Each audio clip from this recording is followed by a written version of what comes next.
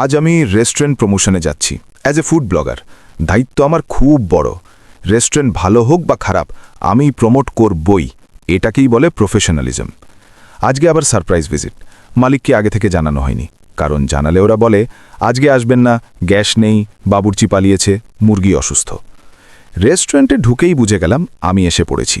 স্টাফদের চোখে যে ভয়টা দেখলাম, সেটা দেখে আমারই কনফিডেন্স বেড়ে গেল। একজন আরেকজনকে বলছে তুই যা, না তুই যা। কেউ অর্ডার নিতে চায় না। সেলিব্রিটি এলে নাকি এমনই হয়। একজন সাহস করে এগিয়ে এলো, আমাকে দেখেই বলল, আপনি তো ওই না, গতবার খেয়ে বিল না দিয়ে চলে গিয়েছিলেন। বুঝলাম আমি সত্যিই বড় হয়ে গেছি।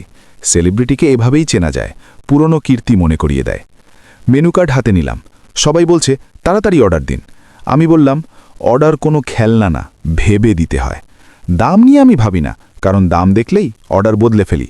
জল চাইতেই বলল নিজে নিয়ে নিন। এই যে রেসপেক্ট, এটাই আমি ডিজার্ভ করি। If you deserve something, people will give you. জল না দিলেও শিক্ষা দিয়ে দিল। খাবার এলো। আমি ভদ্র মানুষ, হ্যাংলার মতো ঝাঁপিয়ে পড়ি না। 2 কামড় খেয়ে বললাম অনেক হয়েছে, বাকিটা পার্সেল করে দিন। সচেতন ফুড ব্লগার অল্পতেই খুশি। খাবার অসাধারণ, এতটাই অসাধারণ যে মুখে বলছি অসাধারণ, পেটে ঢুকছে বিনা পয়সায়। লোকেশন, নাম সব বললাম, কারণ আপনারা খেলে আমি আবার ফ্রিতে খাবো। এটা একটা চক্র। খাওয়া শেষে বিল চাইতে গেলাম। মালিক বললেন দরকার নেই।